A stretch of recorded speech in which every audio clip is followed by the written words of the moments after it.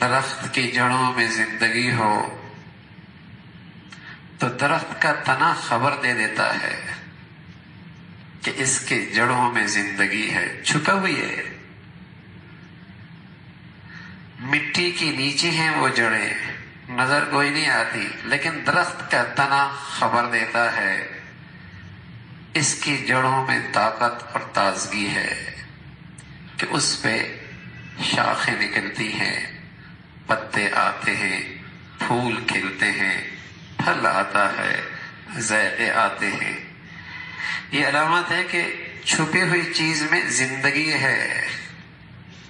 ہاں، ایمان جب تازہ ہوتا ہے تو پھر جسم کے اس تنے میں نظر آتا ہے،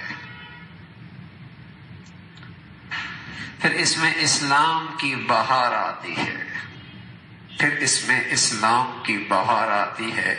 پتہ لگتا ہے کہ ایمان نظر کوئی نہیں ہوتا، لیکن خبر دے رہا ہے کہ اس میں ایمان تازہ ہے۔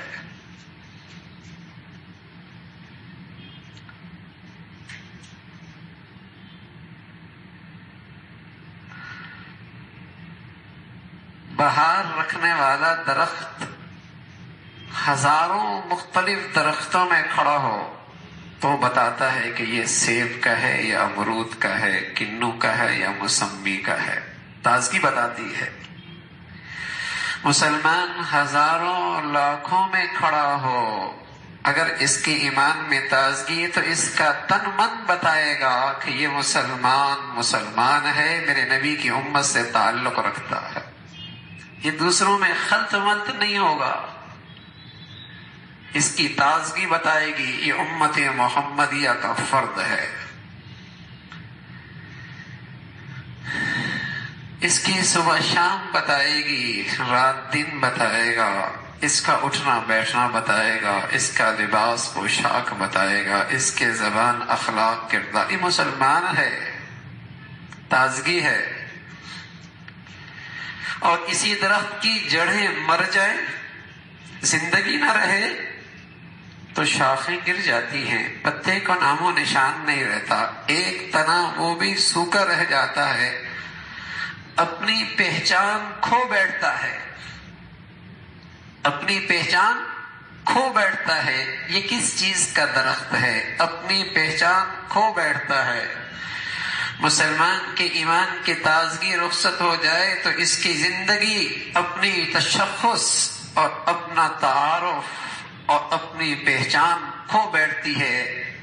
کالج سے نکلنے والا نوجوان، میڈیکل سے نکلنے والی بچی، بازار میں بیٹھا تاجر، سفر کرنے والا یہ مسافر ایئرپورٹ پہ، اس کی پہچان کوئی نہیں ہوتی کہ یہ غیروں کا ہے یا اپنا ہے، یہ کلمہ گو مسلمان ہے یا کسی غیر کی نسل ہے۔ اپنا تعارف کھو بیٹھا ہے، اپنی پہچان ختم کر چکا ہے۔ یہ علامت ہے کہ اندر ایمان کی تازگی رخصت ہو گئی۔ اس کے اسلام کے درخت پہ بہار کوئی نہیں، خزاں آ چلی ہے، جو جانے والی بھی نظر نہیں آ رہی، بہار کوئی نہیں۔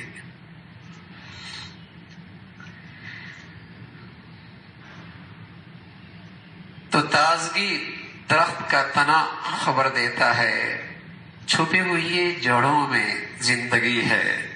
انسان کی زندگی، انسان کا جسم خبر دیتا ہے، چھپا ہوا ایمان تازہ ہے، اس میں زندگی ہے، اس میں جان ہے۔